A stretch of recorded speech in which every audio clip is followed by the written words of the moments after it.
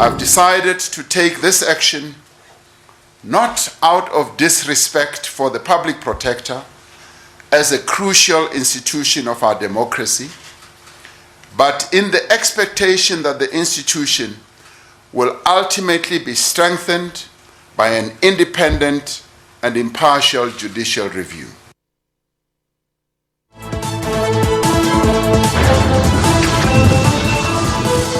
That, as we say, good evening and welcome to Unfiltered on SABC 3 and Channel 404. I'm Desiree Chauke. Tonight, our last Sunday of the show, we move to Mondays at 20:30 starting tomorrow night. On tonight's program, we discuss the recent court findings against the public protector. These include the ruling by the highest court in the land, the Constitutional Court, for her to foot the 900,000 rands legal bill on the Bangkok bailout matter. The goings on at the Chapter 9 institution have elicited a variety of reasons, or rather reactions from political parties and civil society. At the center of these divergent views is if the public protector is merely doing her job or whether her office is free from political influence. Meanwhile, Parliament will in September officially discuss and map out a way forward regarding the public protector Advocate Busisiwe Mkhwebane's tenure after a formal request to review her fitness to hold office. This follows the DA's request to urgently consider an inquiry into Mkhwebane's tenure, which was referred to the Portfolio Committee on Justice in June. Remember to join us in this discussion on Facebook and Twitter using the hashtag at SABC News Unfiltered and SABC News Online. We're joined by the Deputy President of the Economic Freedom Fighters, Floyd Shivambu. Thank you so much for making the time to join us.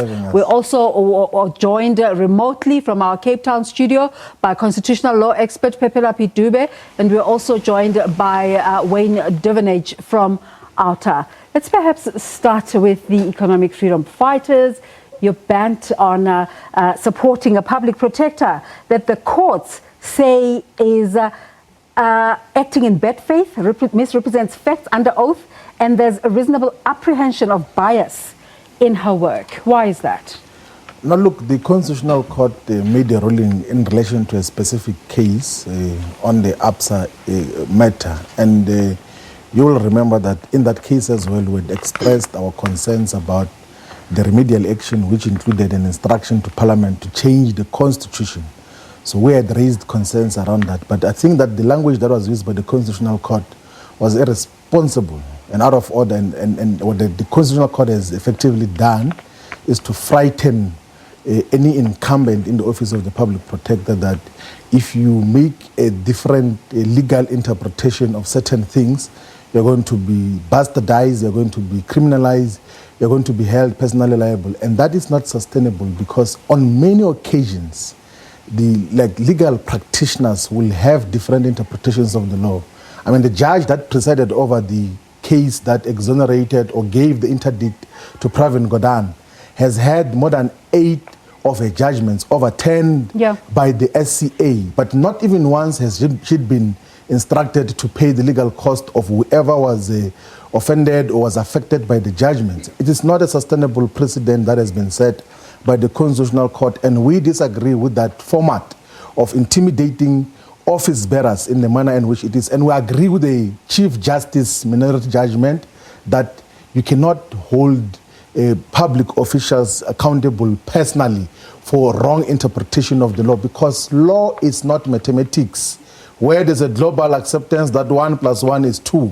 In law, there's different interpretations. That even judges misinterpret the law sometimes. In certain instances, but in so many cases, doesn't that worry you? Look, this is the major case that has ever gone to the Constitutional Court, and already there is this attitude. But I think also that it has to do with the manner in which this post-Ramaphosa euphoria has got to define critical institutions such as the media and civil society and the capitalist establishment. They formed an alliance that seeks to bastardize and criminalize anyone who undermines or speaks against Cyril Ramaphosa and his cohorts. Wayne, let's bring you into the conversation here. Outer not only has sent out a call to the public to help you lobby Parliament to remove and replace Advocate Busisiwe Mkhwebane, but following the Concord decision, you called on her to take necessary steps to vacate the office. Aren't you willing to give her the benefit of the doubt? No, look, I think she's being found guilty on a number of fronts, not just this one issue. She's actually been found guilty by the Constitutional Court of misleading the courts, and that sails very close to perjury. On the Estina matter, she was extremely found wanting, and there's just too many incidences now that have piled up. So we've also written to Parliament to have our matter heard. We'll be supplementing those papers against, because there are more judgments that have come out. Other organisations have taken her on, and she's been found wanting in those cases as well. So there's just too much happening here for this public protector to be seen to be fighting on behalf of the public. There appears to be a political hunger that's going on here. We really don't believe that she's. You heard the Deputy President of the Economic Freedom Fighters saying there's just this concerted effort and this excitement around Ramaphoria. Are you one of those people who are going with this flow? Not at all. We are on record for challenging government on many fronts, including Ramaphosa and the party. So we don't take. We are apolitical. We don't align ourselves with any political. What we want is justice for this country. We want the public protector to do a job protecting the public from abuse that is happening in government. And frankly, we find that quite disturbing that some of these judges that have come against her and some of her findings and the way she's gone about doing the job. Let's bring in Ms. Pepelapi Dube now. As a legal person watching events unfold, are you also convinced that state institutions are being used to support the likes of Pravin Gordhan, as is being asserted by some people? Well, I think the very nature of the office of the public protector obviously lends itself to those kinds of allegations, especially if you consider the specific mandate of the public protector, in the sense that the public protector is there to investigate maladministration in all spheres of the government. And having said that, it's quite obvious that the proximity of the governing party to the government would on its own lend itself to accusations that the office is somehow politically compromised, especially if one considers the manner in which the various opposition parties have used the office of the public protector in order to score points. And I think the EFF, for example, how they conducted litigation in the Nkandla matter, how the EFF approached the Constitutional Court to make the point that the National Assembly was failing in its oversight functions. And again, also, if we consider how the leader of the opposition, Musi Maimane, was the individual who approached the public protector to lay the complaint about the president having received funding from PASASA. So I think all of that lends itself to the accusation that the office may be somehow politically compromised. But I think we need to go beyond that. I think it's important to then consider the particular facts and the particular circumstances that have arisen in certain issues. And I think especially if one considers the recent decision which was handed down by the Constitutional Court concerning the manner in which the public protector conducted herself. So the fact that the public protector appeared to have consulted individuals from the presidency as well as the state security agency and failed to mention that she had made these consultations, and also sought to change the mandate of the Reserve Bank, which by some odd coincidence is the same kind of conversation that the governing party is also having as part of its policy debate. So I think these are the particular instances which do lend itself to the particular accusation that, you know, the public protector's office could be politically compromised. Although, of course, the point that needs to be taken into account is that the very nature of the office means that there's a nexus between the work of the public protector on the other hand and, of course, the workings of the governing party. You have previously said that we put too much emphasis on the high-profile cases without looking at her other successes, which sometimes supersede those of her predecessor. Do you still believe that she is the right person to be in that office? Well, I think in answering that question, we perhaps need to have a longitudinal view and just consider the work of the Public Protector's Office. So, for example, if we look into the annual reports, the 2017-2018 annual report of the Public Protector, if we consider the sheer number of investigations that have been completed, if we consider the fact that there have been 34 reports that have been completed, and of those 34 reports, 17 have been put under review, and of those 17, the Public Protector has lost 5 of those. And if you consider the broader mandate of the Public Protector in terms of bringing the work of the Public Protector closer to the individuals on the ground, the so-called Gogo Dlamini cases, and also the third work of the Public Protector, which is to establish an alternative dispute resolution forum, I think it's important to consider all of these instances and not just the high-profile political cases where arguably in those instances the Public Protector has been found wanting. So I think going forward, it's just important to consider to have a well-rounded view of the work of the Public Protector and not just these few cases where the Public Protector has indeed, admittedly been found wanting. We're talking about the competence of the Public Protector Advocate Busisiwe Mkhwebane and if her office is free from political influence. Let's take a break. We'll be back in a moment.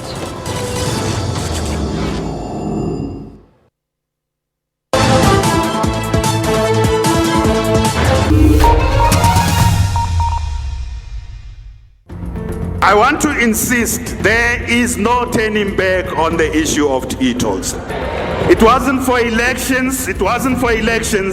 The e-tolls have no future in Gauteng. It wasn't for elections. How does COSATU think this e-toll saga then should be handled? I mean, the gantries are there and the government incurred huge debts installing this. It was not workers and the people of this province who said they must go and look for loans to come and toll these roads. Government is going to listen to the people. The majority of South Africans have spoken.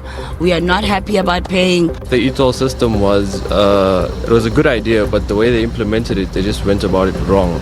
I'm looking forward now to leading that process with my colleagues and finalize within the timeframes that have been set by the President.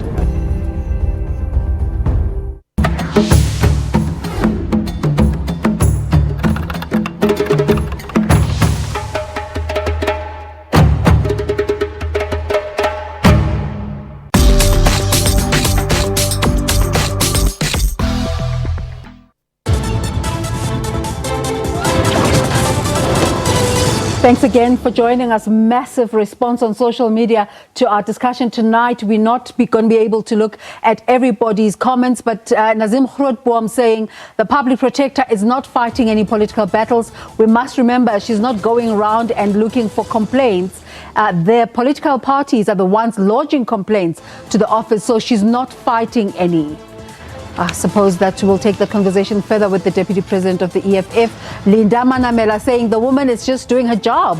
Repeat this statement again and again, please. The biggest which this woman has committed was, I suppose she wants to say the biggest mistake was to investigate 2 men, Ramaphosa and Gordon. Why are they not supposed to be investigated? Are they above the law? How come? Let's welcome again the Deputy President of the Economic Freedom Fighters, Mr. Floyd Shibambu. Having heard all of the latest reversals of her decisions, are you still thinking you want to support Advocate Mkhwebane? There's the context of the number of litigations that go against the Public Protector. Obviously had to happen post-2016 when the Constitutional Court reaffirmed the powers of the Public Protector. You'll remember that prior to 2016, when the Constitutional Court said that the remedial actions are binding unless overturned by a court of law, what politicians would do just to ignore the powers and the remedial actions of the Public Protector.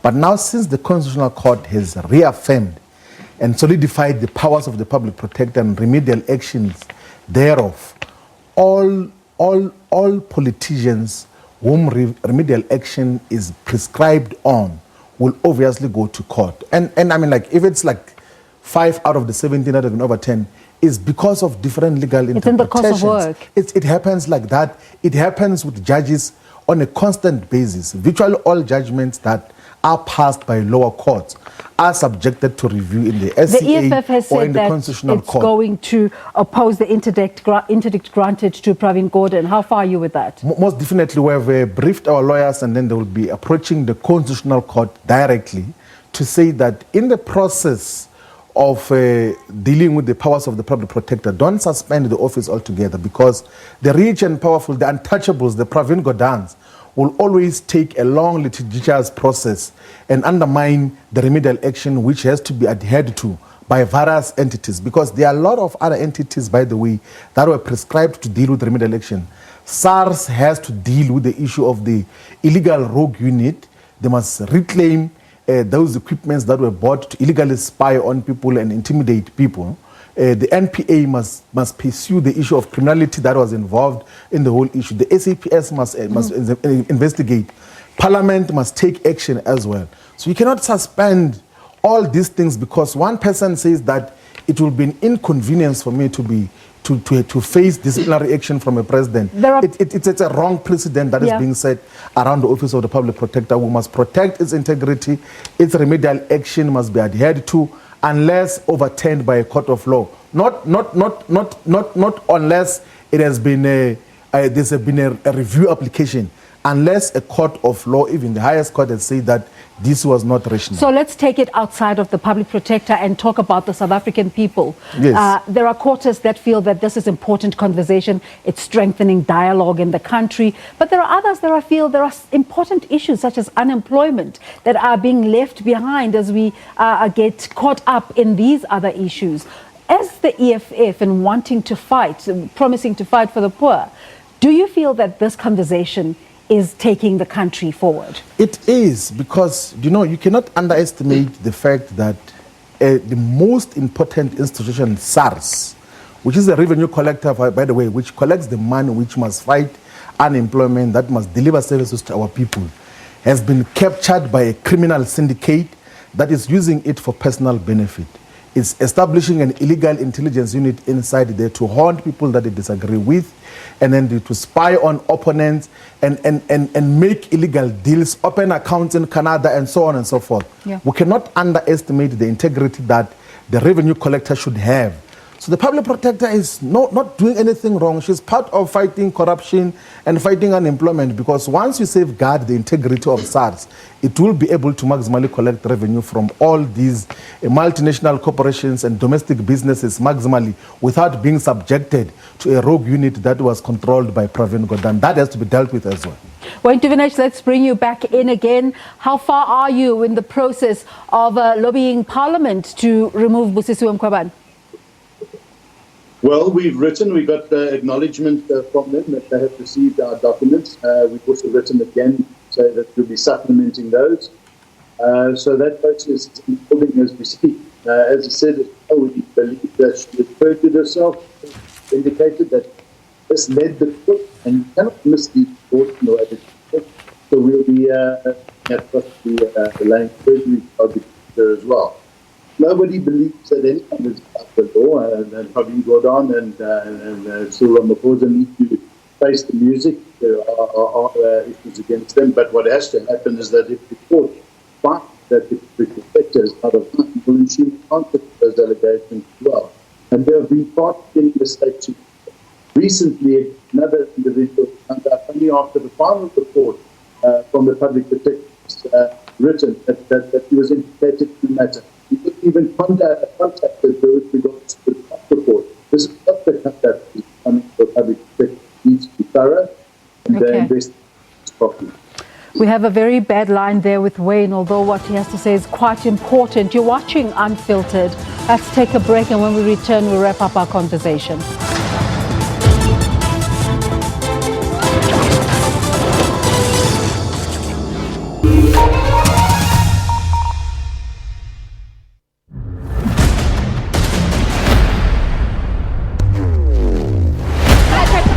We stay on the visuals, they're busy shooting. We drove around this.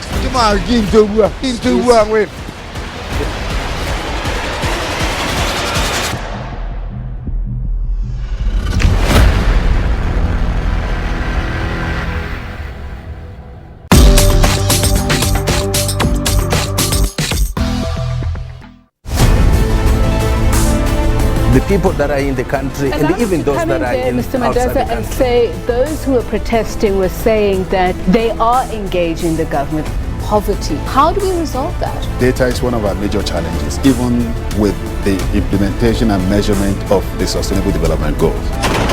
Is the continental body fulfilling its mandate in terms of peace and security? They have not been consistent. There has been no political will. A huge fault.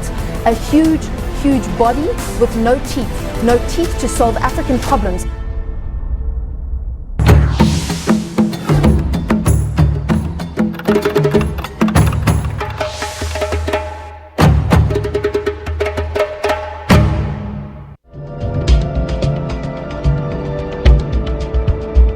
It's a rape, it's murder, it's shooting, it's killing another. I think we will be happy if the army can come in and try to patrol in and out, day shift, night shift. The South African National Defence Force will be joining police in the operations following the announcement made by the police minister. It always creates a very bad perception internationally if you use an army or any defence force elements in an internal situation. If you bring soldiers here, they don't have what we call it tear gas, rubber bullets. What they have is machine guns, and they were trained to deal with a forceful enemy.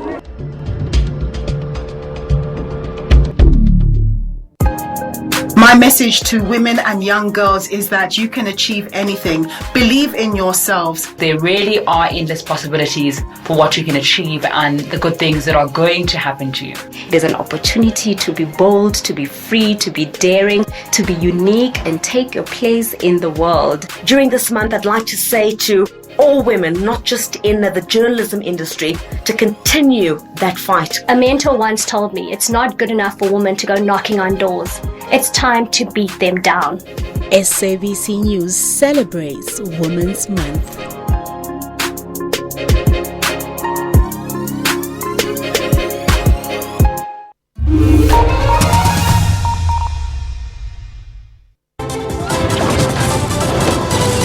Welcome back, and thank you for your interaction on social media. And we're going to start off the segment by looking at some of your responses. Alpha Mahaule at Schoonman Style saying, no one is doing that. The lady's just doing her job. But because she uncovered Ramaphosa's corruption, we must now question her competence. Ramaphosa must hurry up and call a presser so he can lie again, unprovoked.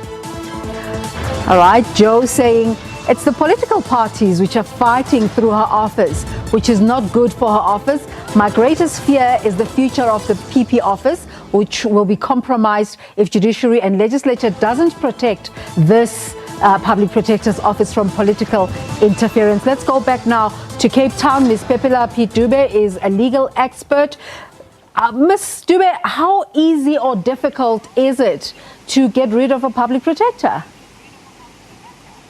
Well, getting the public protector out of the office isn't the most, is a very difficult thing, because the very nature of her job is such that she needs to have tenure security in order to discharge her functions without fear or favor. So for that reason, it's very difficult to get rid of the public protector. So in terms of the Constitution, as well as the Public Protectors Act, she can only be removed from her office if she is found guilty of either incompetence or misconduct, or is some kind or has some kind of incapacity. And a committee of the National Assembly has to first of all make that assessment, and thereafter this is then passed to the National Assembly, which then has to pass a resolution by a 2/3 majority, and then afterwards the president is obliged to remove her from office. So having said all of that, it's quite clear that it's a very difficult process to get the public protector out of office. And I think the hurdle that the National Assembly might face in this regard is much like former President Jacob Zuma, in the sense that there really isn't a standard, an objective standard in which one can measure either incompetence or misconduct. So I think that would be a hurdle going forward for the National Assembly. But obviously, the judgments that have come out of the courts could provide some guidance in assisting members of the National Assembly determine whether she's incompetent or has indeed conducted some kind of misconduct. But that said, I think it also depends on how exactly the political parties on the day are going to vote, bearing in mind that there is no political party which has a 2/3 majority. So going forward, it would be up to perhaps the governing party and the opposition parties to work together if they're convinced that the conduct of the public protector suffices on all of the 3 grounds that have been mentioned. How's the EFF going to be voting should we get to that point? We are not going to vote for the removal of the public protector, and you must take note that it is only the Democratic Alliance that has called for the removal of the public protector, no any other political party that has done so currently.